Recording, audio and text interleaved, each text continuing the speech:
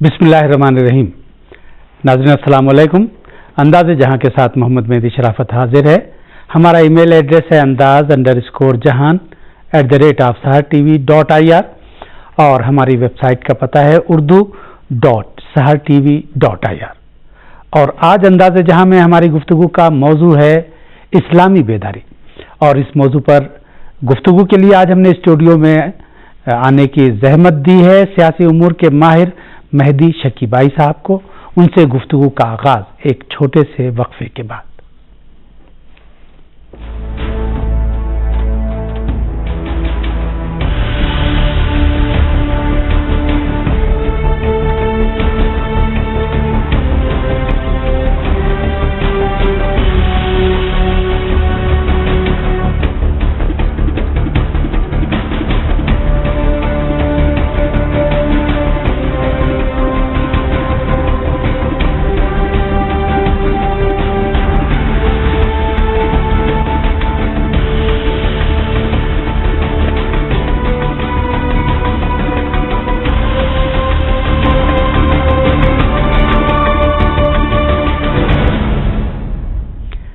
नाज़रीन, जैसा कि आपने खबरों में मुलाहिज़ा फरमाया, नौजवान नस्ल और इस्लामी बेदारी के ज़ेर उन्वान 2 रोज़ा बैनुल-अक़वामी कॉन्फ्रेंस तेहरान में शुरू हो गई है।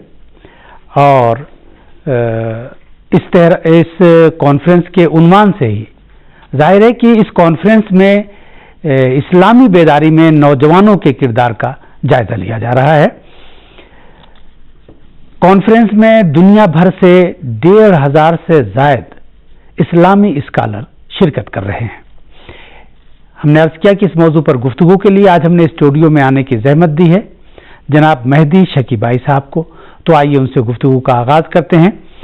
शकीबाई साहब, स्टूडियो में आपका खैर मकदम है।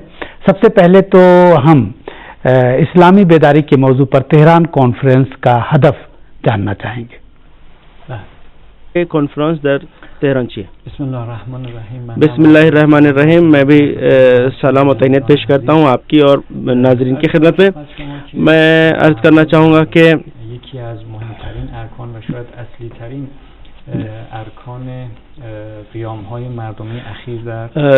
दुनिया के ममालिक में हालिया तहरीकों का एक बुनियादी सुतून और बुनियादी चीज़ नौजवानों पर मुश्तमिल है, नौजवान है। इसका ये मतलब नहीं है कि माशरे के दूसरे तबके इसमें शामिल नहीं थे और इनकलाबों की कामयाबी उनका कोई रोल मुअस्सिर नहीं रहा है। बिल्कुल उनका भी मुअस्सिर रोल रहा है, दूसरे तबकात भी शामिल रहे हैं। इसी तरह अपोजिशन जमातें जो रही हैं, डिक्टेटर हुकूमतों के खिलाफ जो सरगर्म तंजीमें रही हैं, उनका मुअस्सिर किरदार रहा है इनकलाबों की कामयाबी में। लेकिन महवरी तरीन और सबसे अहम सुतून इन इनकलाबों में नौजवानों का की शक्ल में सामने आया है। अगर हम ट्यूनिस से गुफ्तगू का आगाज करें तो एक नौजवान ने वहाँ भी खुदसोजी की जो माशी बदहाली की वजह से जिसने खुदकुशी की थी, और यही खुदसोजी एक चिंगारी साबित हुई और एक आतिशफशा बन गई और बिन अली की हुकूमत ख़त्म हो गई। मैं समझता हूँ कि नौजवान इनकलाबों के असली सुतून तो हैं ही, इसके साथ ही इन हरावल दस्ता और बल्कि नए रास्ते बनाने वाले नौजवान ही रहे, नौजवान नस्ल रही है।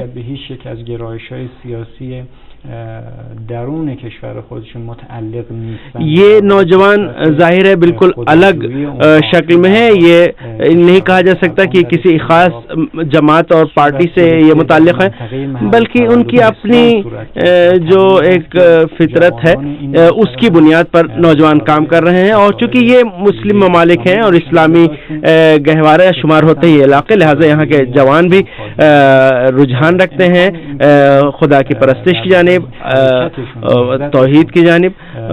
तो उनकी जो तहरीक है उस पर बड़ी ताकतों کی طرف سے حملے ہو سکتے ہیں، ان انقلابوں کو ان کی سمت سے ہٹا کر دوسری سمت منتقل کیا جا سکتا ہے، اس کے اندیشے ہیں. لیکن ایسے میں ضروری ہے کہ کسی اجتماع میں، کسی پلیٹ فارم پر یہ نوجوان جمع ہوں اور جائزہ لیں ان چیزوں کا جو اب تک جو واقعات رونما ہوئے ہیں اور جو کچھ اب تک پیش آیا ہے، اور اس کے علاوہ ایک اسٹریٹجی تیار کریں اپنی انقلابی تحریکوں کو مستقبل میں جاری رکھنے کے لیے اور ان اہداف تک پہنچنے کے لیے جو ان کے مد نظر تھے.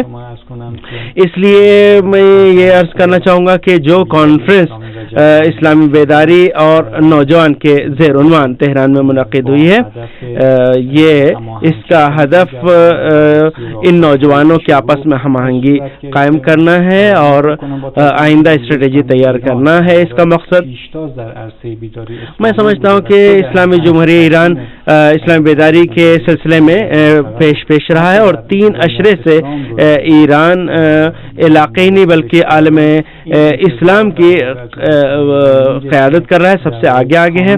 لہذا ایران سے یہ توقع تھی بھی کہ کوئی ایک پلیٹ فارم مہیا کرائے کہ جہاں تمام عرب اور اسلامی ممالک کے نوجوان جہاں انقلاب کامیاب ہوئے، چاہے وہ ممالک ہو جہاں ابھی انقلاب آنے والا ہے، انقلاب کامیاب ہونے کے قریب ہے، یہ سارے نوجوان ممالک کیا اس پلیٹ فارم پہ جمع ہوں اور آپس میں تبادلہ خیال کریں اور ایک دوسرے کو اپنے جذبات سے، افکار سے آگاہ کریں. میں سمجھتا ہوں کہ اس کانفرنس کے انعقاد کی ضرورت اور اس کا ہدف سب سے اہم شاید یہی ہو جو میں نے عرض کیا. میں یہ بھی عرض کرنا چاہوں گا کہ جیسا کہ رپورٹ میں بھی دیا گیا، بتایا آپ نے کہ 1000 سے زائد نوجوان اس میں آئے ہیں، مختلف ممالک سے، حتیٰ یورپی ممالک سے آئے ہیں. ان میں بہت سی تحریکوں کے رہنما بھی اس میں شامل ہوئے ہیں جو بہت ہی تجربہ کار ہیں، جن کو کافی تجربات ہے، وہ بھی یہاں تقریریں کریں گے اس کانفرنس میں، اور جنہوں نے اپنے بلکہ بیان کیے اپنے نظریات اور جن کا حاضرین نے بہت خیر مقدم کیا. اور ناظرین کرتے ہیں لندن اسٹوڈیو جہاں بر صغیر کے ممتاز دانشور ڈاکٹر عنایت اللہ اندرابی صاحب موجود ہیں. اندرابی صاحب السلام علیکم جناب. وعلیکم السلام ورحمۃ اللہ وبرکاتہ. جناب یقیناً آپ کے پیش نظر یہ خبر ہوگی کہ تہران میں نوجوان نسل اور اسلامی بیداری کے زیر عنوان آج سے 2 روزہ بین الاقوامی کانفرنس شروع ہوئی ہے. اس پس منظر میں آپ سے میرا سوال یہ ہے کہ اسلامی بیداری میں نوجوان نسل کا کردار کیا ہے؟ بسم اللہ الرحمن الرحیم. یہ بہت ہی ایک اچھی بات ہے کہ ایران میں اس طرح کی کانفرنس اس وقت منعقد ہو رہی ہے. اصل میں نوجوانوں کا کردار ہر جگہ جہاں بھی کوئی تبدیلی کی تحریک ہو اس میں نوجوانوں کا کردار لازمن رہتا ہے، اس لیے کہ نوجوان جو ہے وہ طبعی طور پر وہ کسی بھی تبدیلی کی تحریک میں پیش رہتے ہیں. یہ ایک قابل سمجھ بات ہے. اور اس میں یہ بات بھی ہے کہ جو زندگی، روزمرہ زندگی کے ٹھوس مسائل ہوتے ہیں جیسے تعلیم ہے، روزگار ہے، اس کا تعلق بھی نوجوانوں کے ساتھ ہی زیادہ ہوتا ہے. اگر اس طرح کی چیزیں میسر نہ ہوں، تعلیم نہ ہو، روزگار نہ ہو، تو اس کا زیادہ اثر نوجوانوں پر پڑتا ہے. تو اس سے وہ ایک غم غصہ بھی نوجوانوں میں ہی زیادہ پایا جاتا ہے اور حالات کو بدلنے کا ایک جذبہ یہ بھی زیادہ نوجوانوں میں ہی پایا جاتا ہے.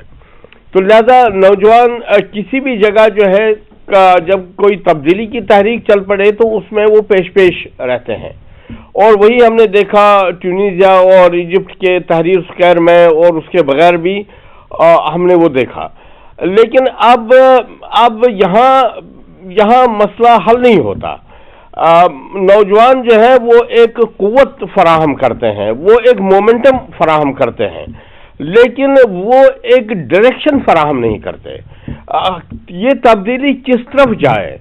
اب اگر پہلی چیز جو تھی جو نامطلوب تھی, اب جو چیز مطلوب ہے اس کی طرف کیسے قدم بڑھایا جائے, اور کون سی چیز مطلوب ہے, ہمارے اہداف کیا ہیں.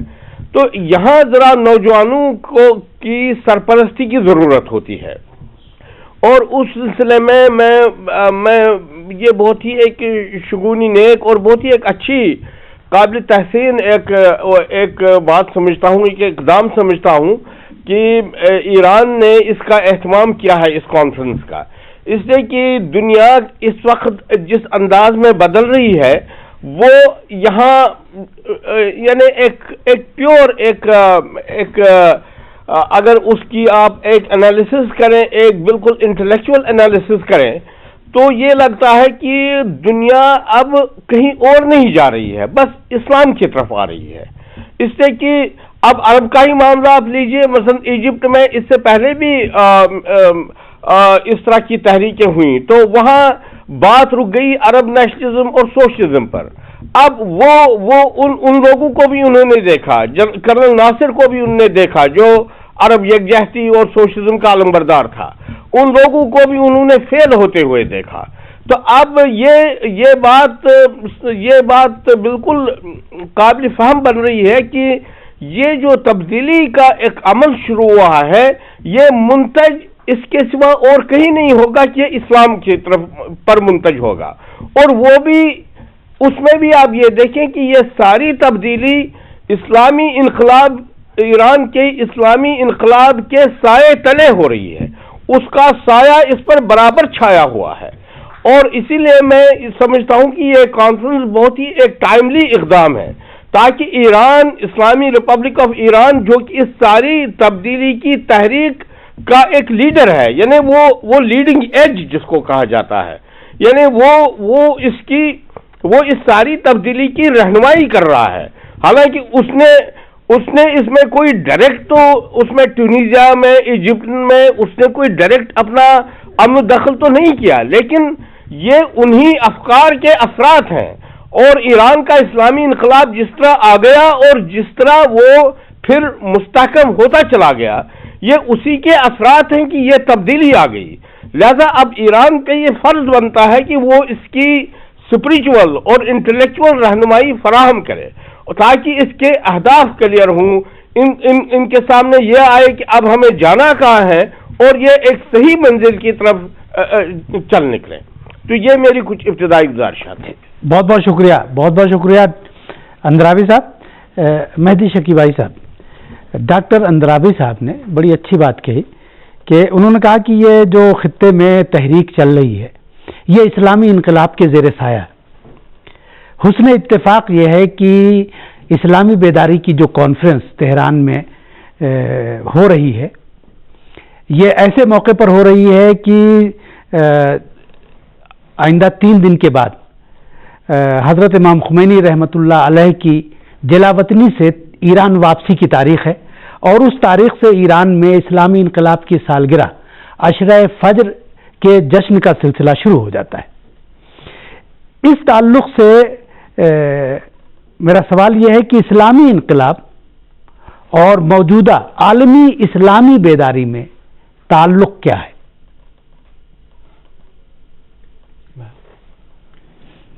خدمت شما عرض کنم که به هر حال جمهوری اسلامی میں یہ عرض کرنا چاہوں گا کہ اسلامی جمہوریہ ایران نے 3 اشروں قبل 30 سال قبل اس وقت جب اکثر علاقائی ملکوں میں ڈکٹیٹر حکومت کر رہے تھے, ان حالات میں امام خمینی کی قیادت, امام خمینی رضوان اللہ تعالی علیہ کی قیادت میں کامیاب ہوا انقلاب. اس وقت خراج عقیدت بھی ہم پیش کرنا چاہیں گے امام کو.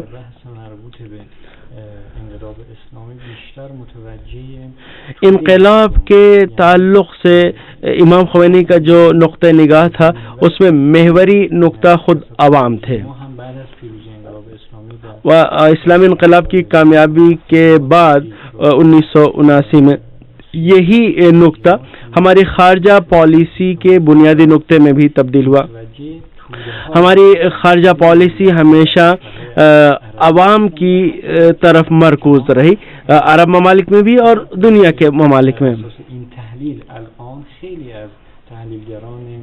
یہی وجہ ہے کہ بہت سے لوگ یہی مانتے ہیں کہ جو بیداری یورپ میں آئی ہے اور امریکہ میں جو تحریک شروع ہوئی ہے قبضہ کرو تحریک کی شکل میں، بہت سے تجزیہ نگار مانتے ہیں کہ یہ بھی امام خمینی کے نظریات کے ثمرات ہیں.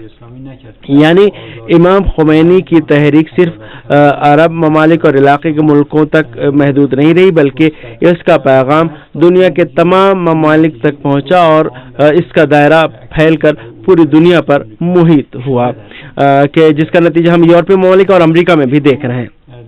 اور یہ بالکل صحیح بات ہے کہ جب آپ اپنی توجہ مرکوز کریں گے عوام پر، ان عوام پر کہ جن کو گزشتہ برسوں میں باہری طاقتوں نے کبھی کسی حساب میں ہی نہیں لیا،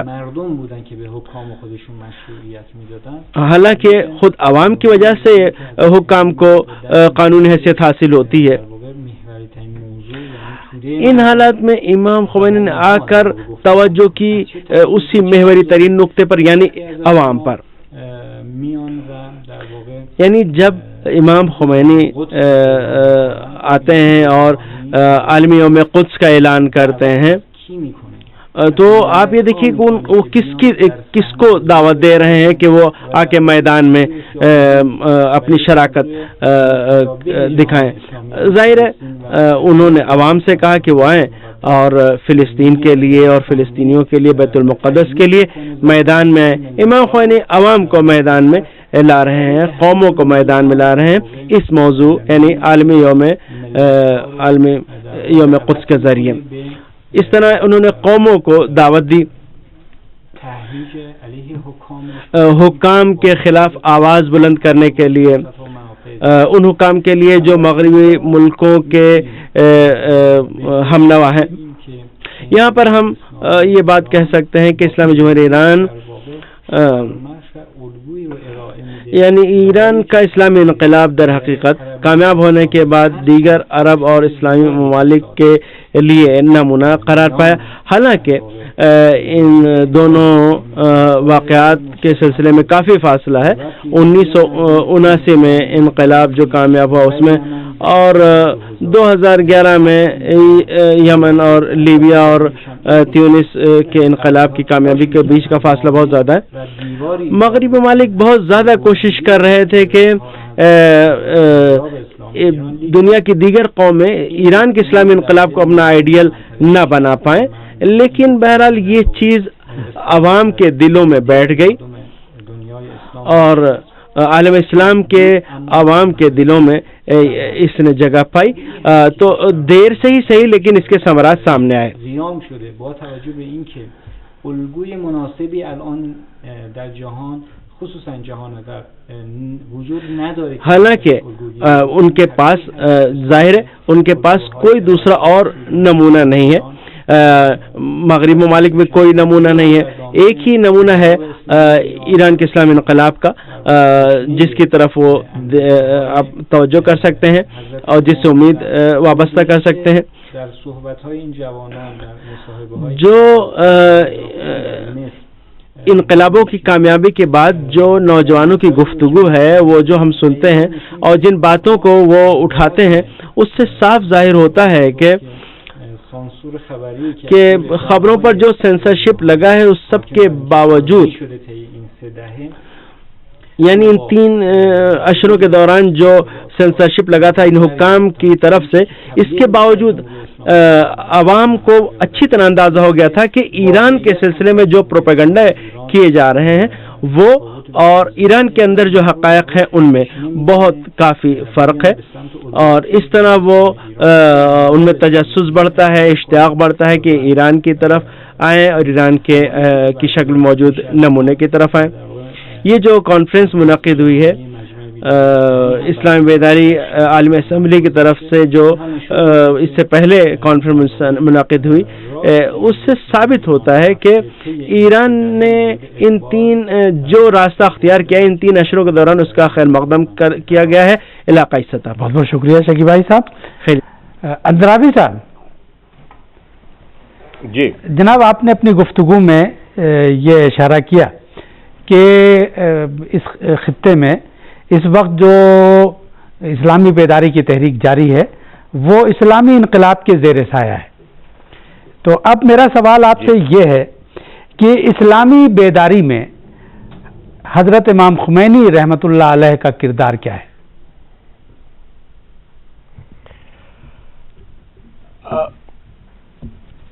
امام خمینی رضوان اللہ تعالی علیہ، ان کا کردار تو اس میں بہت ہی مرکزی ہے، یعنی ایک معمار کی حیثیت ہے ان کی، یعنی انہوں نے ان افکار کو سامنے لایا ہے جس کے نتیجے میں یہ سارا کچھ ہو رہا ہے اس وقت۔ اگر آپ ان کے ایران کے اسلامی انقلاب کے بعد جو 10 سال ان کی امامت اور رہبریت ایران میں رہی، اور روزانہ وہ لوگوں سے ملے، ڈیلیگیشن سے ملے، اور روزانہ ان کے ارشادات سامنے آئے، تو اگر ان تمام چیزوں کا آپ جائزہ لیں تو اس ساری یہ جو اس وقت سرگرمی ہو رہی ہے، اس کے بیج آپ وہیں پہ دیکھیں گے۔ اصل میں یہ نظریات جو ہوتے ہیں، ان کا انفلوئنس یہ بہت ہی ایک کمپلیکس، ایک بہت ہی مشکل مرحلہ ہے، ایک بہت ہی مشکل مسئلہ ہوتا ہے۔ یہ ایسا آسان مسئلہ نہیں ہے جیسا آپ پانی میں کوئی ٹیبلٹ گرا دیں اور آپ دیکھیں گے کہ اس کے اثرات آپ فوراً دیکھ سکتے ہیں کہ پانی میں کچھ تبدیلی ہوگی۔ وہ ایک طبعی ایک فزیکل پروسیس ہے، وہ ذرا آسان ہوتا ہے سمجھنے کے لیے، لیکن یہ سوشل ہسٹوریکل پروسیس جو ہوتی ہے یہ ذرا اس سے مشکل تر ہوتی ہے۔ اس میں نظریات کہاں کب آئیں گے اور کیا ثمرات پیدا کریں گے، یہ بہت ہی مشکل ہوتا ہے اس کو جانچنا اور اس کو پرکھنا۔ لیکن جب اب یہ ہوا ہے تو اب یہ ہمارے لیے سمجھنا آسان ہے کہ اس کے بیج کہاں پر ہیں، یہ کہاں پہ اس کے بیج بوئے گئے تھے۔ یہ بالکل آپ کے جو مہمان ہیں اسٹوڈیو میں، انہوں نے جو یورپ اور امریکہ میں جو تحریکیں برپا ہیں ان کی طرف اشارہ کیا، تو یہ بالکل اس میں کوئی مبالغہ آرائی نہیں ہے کہ اس میں بھی اسی کے آپ اثرات وہاں بھی دیکھیں گے۔ اثرات آپ اس لیے دیکھیں گے کہ دیکھیں نا، اس میں جو ایک مرکزی جو تھیم تھا ایران کے اسلامی انقلاب کا، اس میں مرکزی تھیم تھا آزادی، استقلال، جمہوریہ اسلامی۔ جمہوریہ اسلامی تو ایران کے ساتھ متعلق ایک چیز ہے، لیکن استقلال یعنی خود مختاری، یہ ایک بہت ہی وسیع نظریہ ہے۔ یعنی اس نظریے نے عوام کے اندر یہ احساس پیدا کیا ہے، عوام کے اندر یہ فیلنگ پیدا کی ہے کہ وہ دیکھیں کہ ہم کیا کر رہے ہیں، ہم پر جو حکمرانی کر رہے ہیں وہ کیا کر رہے ہیں، یعنی وہ اپنے حقوق سے ذرا آشنا ہوں۔ تو اس وقت جو یہاں پہ یورپ امریکہ میں جو 99% جس کو وہ کہتے ہیں کہ ہم 99% ہیں اور 1% وہ ذی اقتدار ٹولہ ہے، تو اس کے پیچھے یہی فیلنگ ہے کہ وہ اپنے حقوق سے ذرا بیدار ہوئے ہیں۔ اور یہ بات بھی صحیح ہے کہ امام خمینی نے بہت ہی یعنی انہوں نے دنیا کی جو اس وقت جو سیٹنگ تھی، جو نظم و نسق تھا، اس کے مطابق انہوں نے بہت ہی یہ صحیح کیا کہ انہوں نے عوام کو مخاطب کیا۔ آپ کے مہمان نے جو یوم قدس کی مثال دی، تو اس میں آپ دیکھیں نا، وہ یہ بھی کر سکتے تھے کہ وہ حکومتوں کو مخاطب کر سکتے تھے کہ یہ حکومت قدس کی بازیابی میں اپنا رول ادا کرے، لیکن وہ کن سے کہتے؟ ان حکومتوں کی اوقات کیا تھی؟ آپ کو یاد ہوگا کہ ایران کی اسلامی انقلاب کے بعد ہی جو اسلامی کانفرنس آرگنائزیشن ICO جس کو ہم کہتے ہیں، اس کا جو ایک سمٹ ہوا، تو اس میں ایران نے اس وقت بائیکاٹ کیا، ایران گیا نہیں، یہ اسلامی انقلاب کے فوراً بعد ہوا، اس لیے کہ اس کی حیثیت کیا تھی؟ وہ تو بالکل امریکہ کے زیر سایہ اور آل سعود کے ہاتھوں میں ایک ٹول ہے اس سے.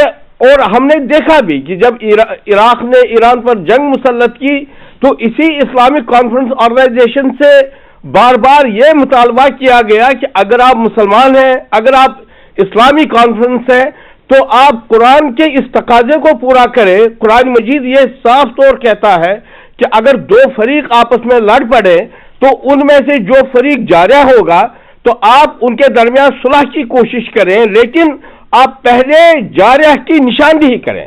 آپ اس کی نشاندہی کریں کہ جارحیت کس نے کی. تو اسلامک کانفرنس آرگنائزیشن نے ہرگز یہ نہیں مانا. انہوں نے کبھی صدام حسین کو جارح نہیں کہا. تو یعنی اس کا وہ ایکسپوز ہوا کہ وہ کیا اسلامک کانفرنس ہے. تو یہ میں کہہ رہا تھا کہ امام خمینی نے یہ سمجھا کہ یہ ساری حکومتیں یہ ڈھکوسلا ہے، اصل پاور عوام ہے، مسلمان ہیں، اہل ایمان ہیں اور عام لوگ ہیں. اگر ان کی بات، ان کے اندر بیداری ہو، ان کو اپنے حقوق سے آشنائی ہو تو دنیا کی تصویر بدل سکتی ہے. اور مجھے یاد ہے کہ انہوں نے کہا کہ جب اسلامک کیلنڈر کا ابھی 1 صدی پوری ہو رہی تھی اور 15ویں صدی ہجری کا آغاز ہو رہا تھا تو امام خمینی نے فرمایا کہ یہ صدی مستضعفین کی صدی ہے. یعنی یہ دنیا میں گھسے پٹے اور مظلوم لوگوں کے بازیابی اور ان کے علو کی صدی ہے. وہ اٹھیں گے اور وہ اپنے حقوق پائیں گے. یہ ان کے الفاظ ہیں. تو میں یہ کہہ رہا ہوں کہ یہ ساری جو اس وقت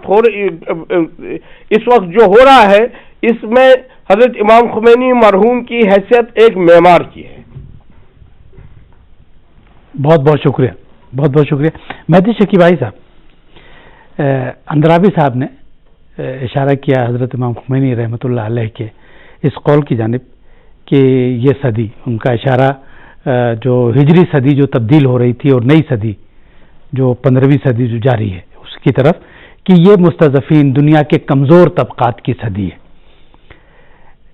دنیا میں جو علامتیں ظاہر ہو رہی ہیں مشرق وسطیٰ سے لے کے امریکہ اور یورپ تک، تو کیا آپ یہ سمجھتے ہیں کہ حضرت امام خمینی کا یہ ارشاد سچ ثابت ہونے جا رہا ہے؟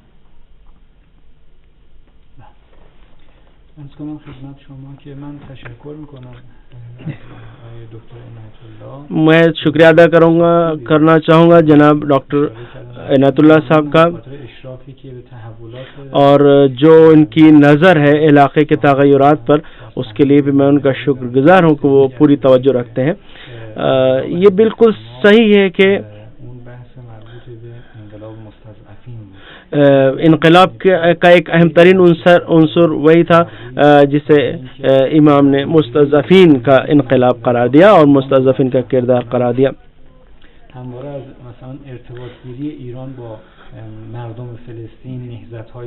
یہی وجہ تھی کہ امام خمینی نے ہمیشہ یہ کوشش کی کہ امام خمینی جب عوام سے رابطہ کی کوشش کرتے تھے، وہ فلسطینی عوام یا دیگر عوام، تو اس کو لوگ یہ پہلی شخصیت تھی جنہوں نے استعمار کا مسئلہ اٹھایا اور اس کے خلاف عوام اور مستضعفین کی جد و جہد کی بات کی.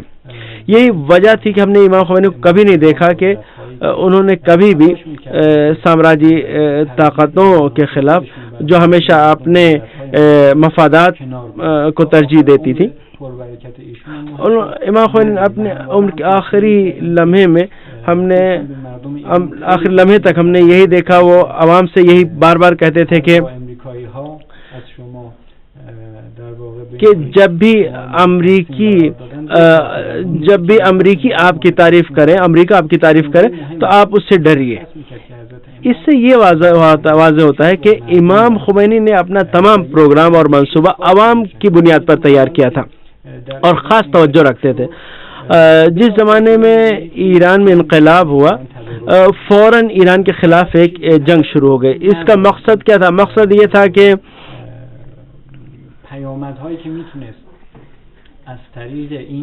اس انقلاب کی وجہ سے جو تغیرات رونما ہو سکتے تھے اور جو اثرات پڑ سکتے تھے اطراف کے ممالک پر،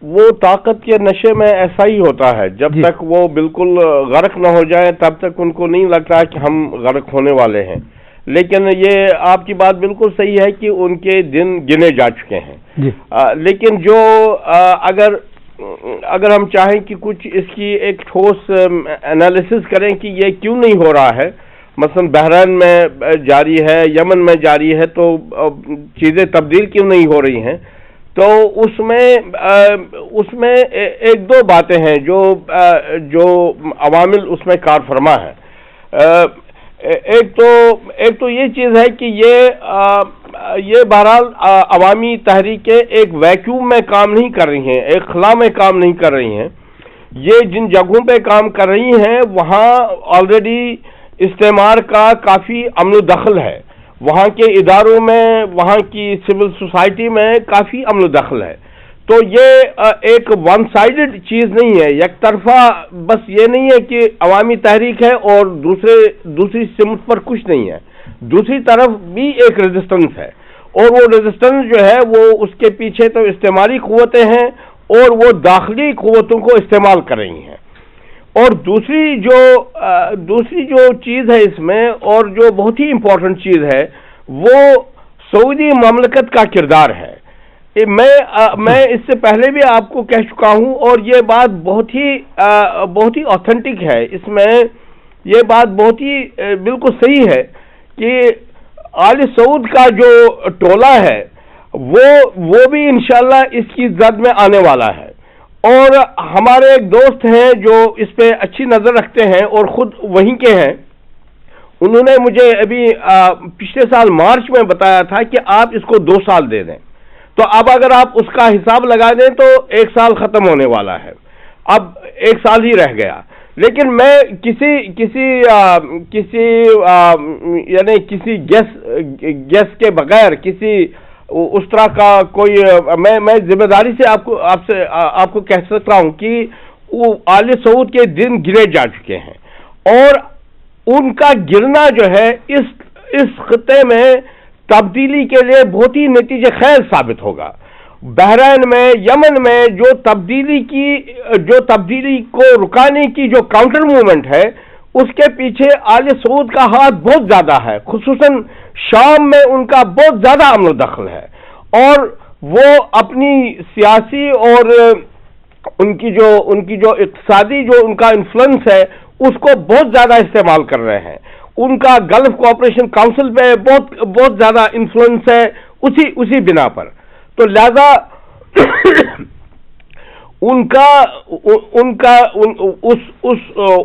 اس حکومت کا، اس ٹولے کا، ان کا پہلے گر جانا جو ہے وہ بہت امپورٹنٹ ہے اس ساری تحریک کے لیے.